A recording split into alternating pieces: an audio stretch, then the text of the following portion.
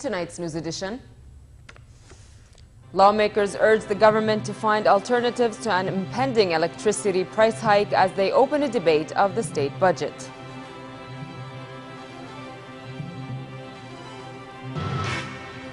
Syrian jets attack suburbs of the capital as escalating violence in the Israeli-occupied Golan Heights is forcing UN peacekeepers to leave. And with unrest sweeping Turkish cities, the country president urges dialogue with demonstrators.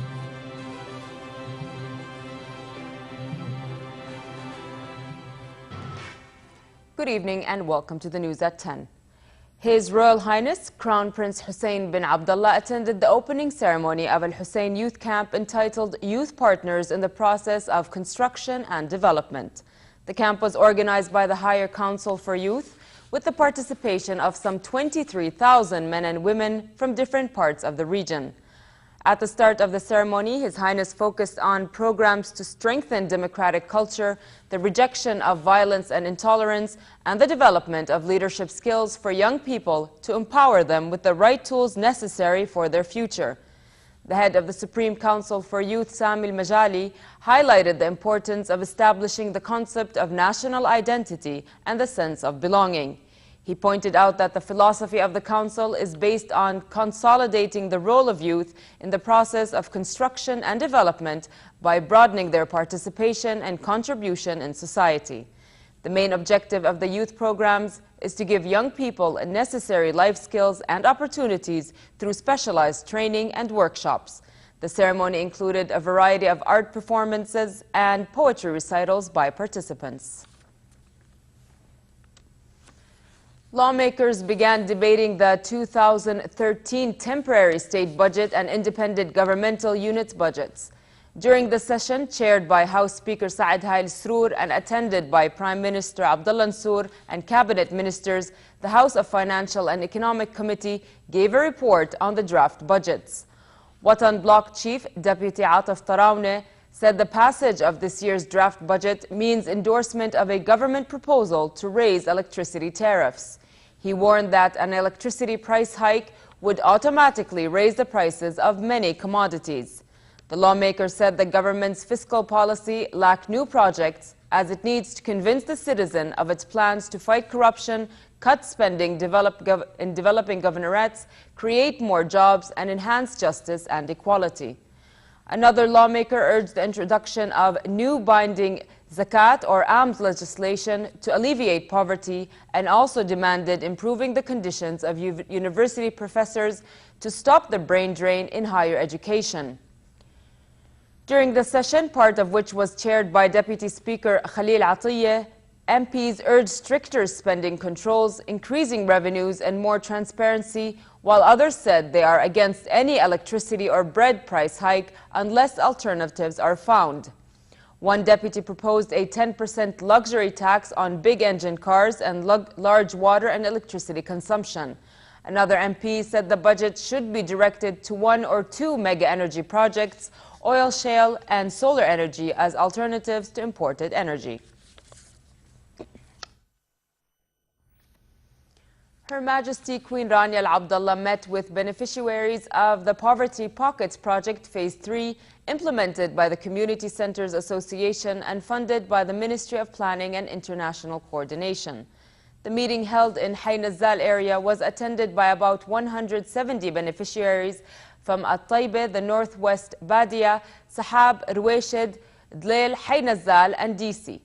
Queen Rania stressed the importance of building on individuals' and families' qualifications and the abilities they already possess to ensure the establishment of long-term development projects. The Queen thanked the Community Centers Association and the Ministry for their flexibility and for reviewing their methodologies to take into account the differences of each poverty case and dealing with it directly. Queen Rania told the beneficiaries that they have become role models with their ambition and self-confidence, saying that their projects have greatly benefited their surrounding community. Founder of the Community Centers Association, Dr. Sari Nasser, thanked Her Majesty for her continued support to empower local communities. In a further sign, the Syrian conflict is descending into sectarian bloodshed. Syrian rebels said they have killed about 60 Shiites in the rebel-held eastern town. A Syrian helicopter also opened fire on a Lebanese border town in the eastern Beqa' Valley, wounding 2 people. In the meantime, UN Secretary General Ban Ki-moon warned that the escalating violence in the Israeli-occupied Golan Heights is jeopardizing a 4-decade-old ceasefire between Israel and Syria. Hala Dababne has more on the conflict and the ongoing diplomacy.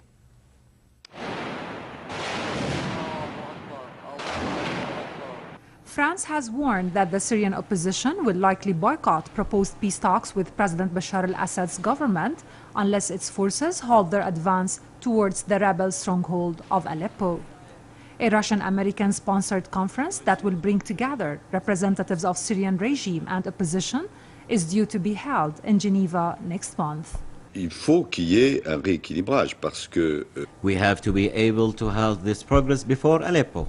That's the next target for Hezbollah and the Iranians, and we must be able to halt it, because if there is no rebalancing on the ground, there won't be a peace conference in Geneva. The opposition will not accept to come. C'est la prochaine cible. Forces loyal to Assad are massing around Aleppo in preparation for an offensive to retake the city and build on battlefield gains that have swung the momentum of Syria's war to Assad and his Hezbollah allies. In the capital, government aircraft attacked the district of Qaboun, where smoke rose from buildings.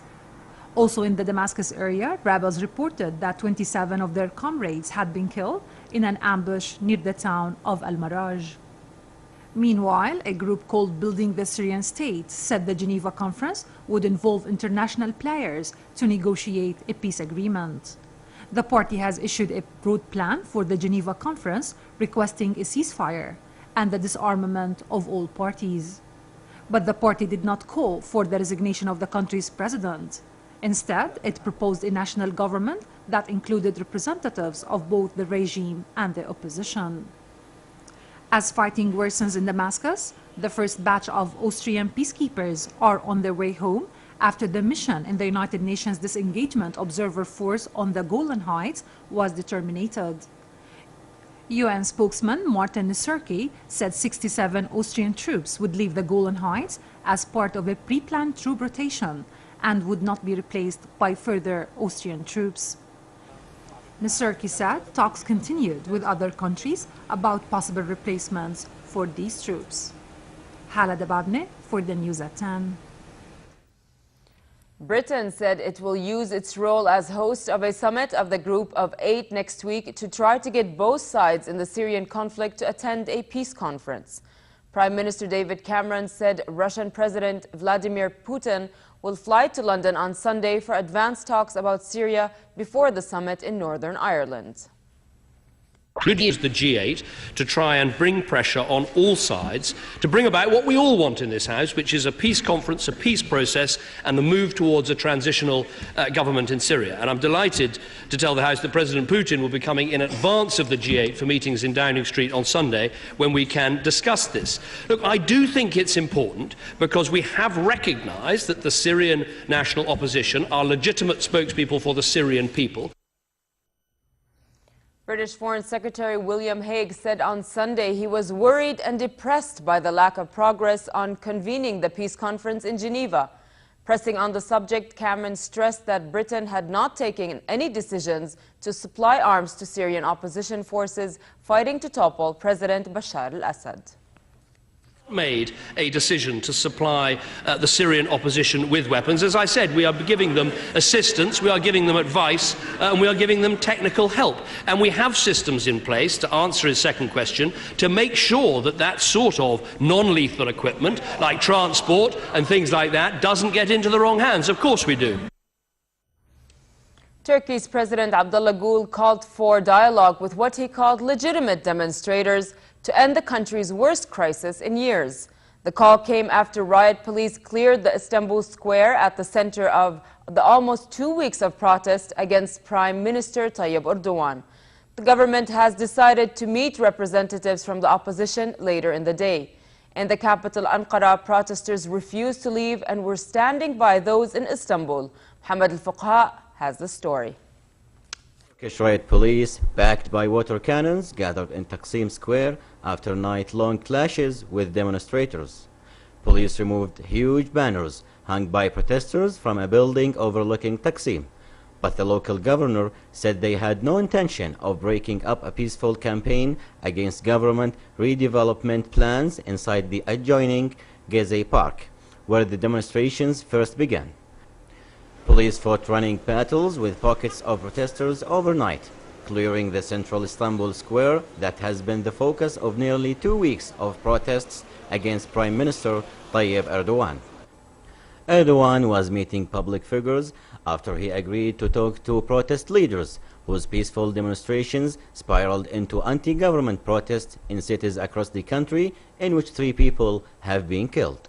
Demonstrators said the aim of the heavy police presence was to disperse people in Gezi Park, despite an announcement by Istanbul's governor that there would be no intervention. In the Turkish capital Ankara, thousands of lawyers gathered to protest the detention of lawyers at Istanbul's courthouse. Police have detained lawyers staging a protest against the government in Istanbul. This lawyer said the protest was to show solidarity with their colleagues in Istanbul and to defend freedom of speech. Also in Ankara, police cleared Koglu Park after warning protesters to leave the park. The activists had been standing in solidarity with fellow protesters in Istanbul. The worst anti-government unrest has brought international criticism. The European Union said it was concerned by Turkish police tactics and excessive force used in response to the protests. We've been very clear in the statements, and I repeat again, excessive use of force by members of the police against peaceful demonstrators must be swiftly and thoroughly investigated and those responsible held accountable. The United States urged dialogue between government and protesters, while Germany said the Turkish government was sending the wrong signal at home and abroad with its reaction to protests. Hamad al-Fuqaha for the news at 10. Israeli Prime Minister Benjamin Netanyahu repeated previous statements on this week's presidential elections in Iran. Netanyahu told reporters after meeting Polish Prime Minister Donald Tusk in Warsaw that the elections will not change Iran's quest for nuclear weapons. Tension over Iran's nuclear course is rising, with talks between Tehran and 6 powers stalled. In previous statements, Netanyahu said the presidential elections in Iran next week will have no impact whatsoever on the country's continued march toward nuclear weapons or its arming of Syria and Hezbollah. Netanyahu also confirmed that Israel aims to stay out of Syria's civil war despite violence eroding security on the Golan Heights border area. Saudi developer Kayan inaugurated the opening of the 73-story, 310-meter-high Kayan Towers in Dubai's prestigious Marina district. Inspired by the structure of human DNA, each floor of the $272 million tower is rotated by 1.2 degrees to achieve the full 90-degree spiral, creating the shape of a helix. Dignitaries from diplomatic corps and corporate Dubai joined the celebration, which culminated in a gigantic firework display covering Dubai's new tower and the Marina night sky.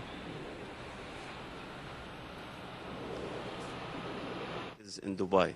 Simple answer: with such competition you are seeing in Dubai, with such international market, strong companies, to be distinguished, to be different, you need to come with something different. And this is what drove us to choose this design. The oldest living person died at the age of 116. The Japanese man was admitted to hospital for pneumonia in May before passing away.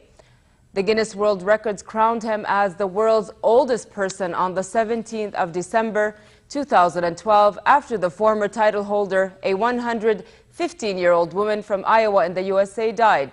When asked about the secret of his long life, on his 115th birthday, he said, "It's just thanks to the fact that he always looked upwards."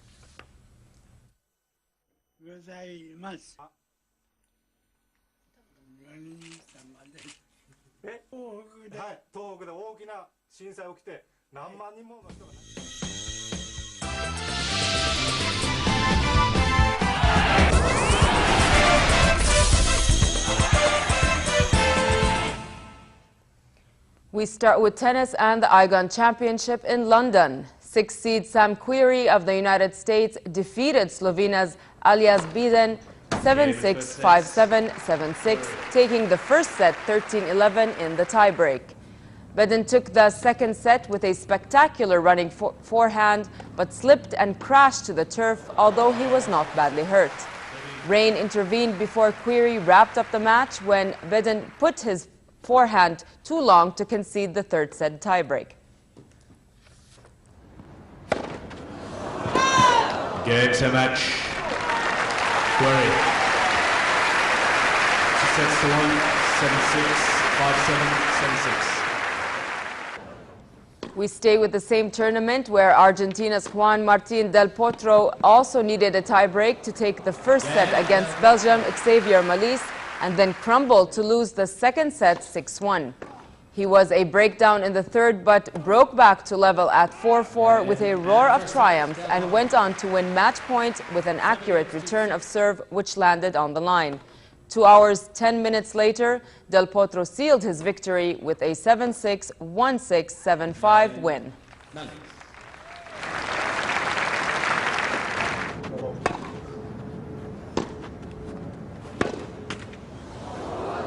Game and second set. Malisse.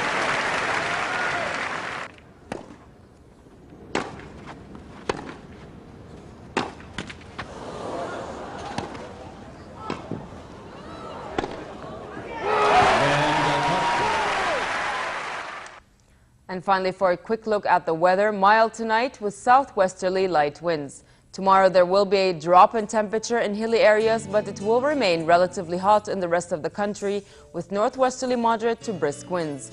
In the Gulf of Aqaba, hot as usual for this time of year with northerly moderate winds, blowing dust at times and slightly choppy seas. Next are the lows and highs for tonight and tomorrow.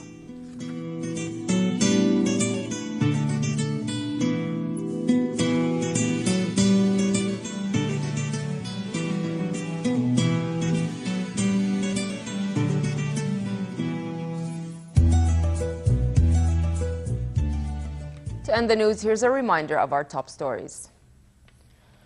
Lawmakers urge the government to find alternatives to an impending electricity price hike as they open a debate of the state budget.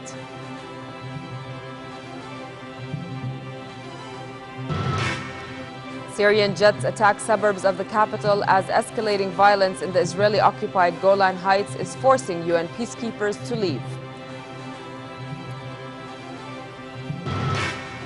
And with unrest sweeping Turkish cities, the country president urges dialogue with demonstrators. With that, we come to the end of tonight's news. I'm Nancy Khair. Thank you for watching and have a good night.